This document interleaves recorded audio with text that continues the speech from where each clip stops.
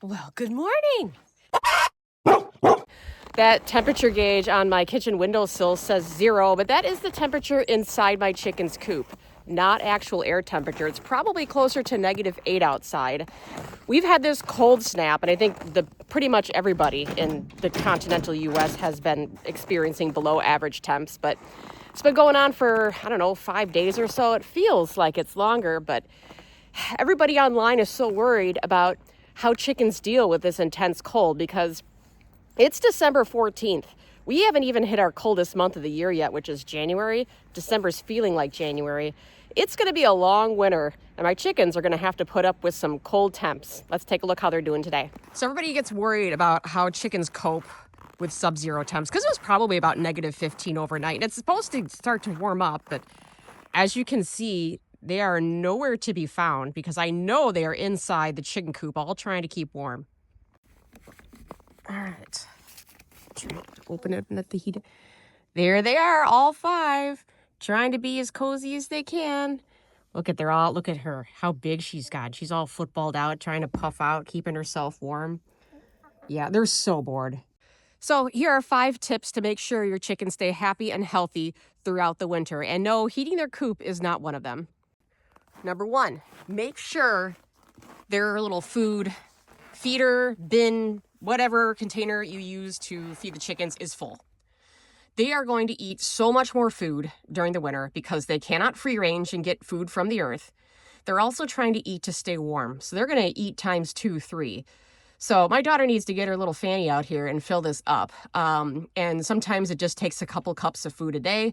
Sometimes you end up having to make several cups, but it should be full. Just like if you were going to go on a long road trip, you'd want to fill your car up with the full tank of gas. This is the same thing. You'd rather come out one morning and see it half full than completely obliterated. Because once chickens don't have anything to eat in the cold, things go downhill really fast. 2, make sure you have some kind of heated water font. Otherwise, it's going to be impossible to keep up with thawed water at this temperature, -8 or so.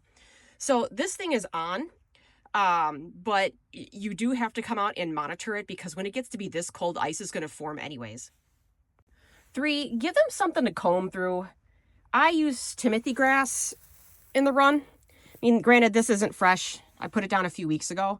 It does have some organics in it and probably some tiny insects. Maybe, I don't know about now, but it does give something for the chickens to comb through. They love tilling through loose hay, loose leaves, things like that. It gives them an activity to do. They can use their brains and, not be completely bored and huddled in this coop all day long. When we rake our front yard during the fall, we have a giant red maple that just drops a ton of leaves. You almost can't keep up with it. We end up bagging several garbage bags full of those drop leaves, and we store them behind our shed because periodically through the winter we'll just dump them in here, and the chickens just love it. They're like, oh my gosh, leaves, we haven't seen leaves in a while, and they love to comb through leaves. There's probably something for them to find in the way of food. It gives them something to do, just a little something to make the winter a little bit brighter. Number 3, make sure they have plenty of protein and calcium. We sometimes give them supplemental things like leftover breakfast sausage or cheeseburgers. They love salmon and fish and things like that. They go crazy for it. And also, this is a container of oyster shells, crushed oyster shells, which is a great calcium supplement. My girls aren't terribly excited about these. We used to put them in here, but then what would happen is the chickens would kind of pick over them, and all that would be left here is the white oyster shells, and that would cause the food not to come out. We were worried that was going to cause some starvation, so we have a container over here. Sometimes we mix the scratch in, so maybe they accidentally ingest a piece of oyster shell. It's like a kid that doesn't want to take its vitamins, basically. You got to kind of trick them. As you can see, it is the walk of turds on their ladder. I tried to come out here yesterday and chisel it off, but it is frozen. I feel terrible. This is from the cold snap. They've been hanging out on the ladder and pooping, apparently. Later in the week, it is supposed to get above 40 a few days, so I'll have to come out here with the shovel and scrape that nasty stuff off. Look, they're all coming out for a drink now. I think they're just happy to have somebody standing around, getting a little bit lonely. And number 5, just spend some time with them. They're probably associating you with food anyways, and they kind of always light up whenever I come out the back door, because they're like, "What she got? What she got?" But then they kind of grow to like you somewhat. They do like it when people are around. It gives them a sense of protection. We don't have a rooster. City doesn't allow it. I don't allow it. So when they do have humans around, they do feel a little bit more at ease. And it does make their winter days a little bit brighter when they have some company. Just like, if you're bored and lonely, you want to be around somebody else. Make sure that you're spending some time with him. Don't forget about him, especially when it's this cold. You're going to want to check on him several times a day.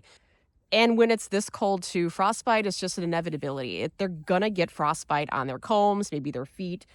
You can do your best to try to mitigate it. Don't put anything on their combs. Let it heal naturally. If it does turn black, it will fall off, and then the tissue will repair itself. Just do the best you can. We insulate our coop to try to let it so that their body heat warms the coop a little bit above air temperature. We also have a plate heater in ours to try to help mitigate it, and it does add a few degrees to it. So that's something you can do if you wanted. Heating it is not necessary. As long as it's ventilated and dry in there, they should be plenty warm at night when they huddle together. So as you can see, chickens can deal just fine in cold temperatures like these. Unlike a certain 7-month-old bulldog puppy that's inside my house warming his butt by my kitchen vent. Differences between bulldogs and chickens. All right, guys, my hand is frozen solid. I got to get back inside. Stay tuned. More puppy and chicken footage coming down the road. Take care. Happy holidays. Merry Christmas and all that. And as always, stay tuned because there's something always going on or going wrong at my house. Take care, guys.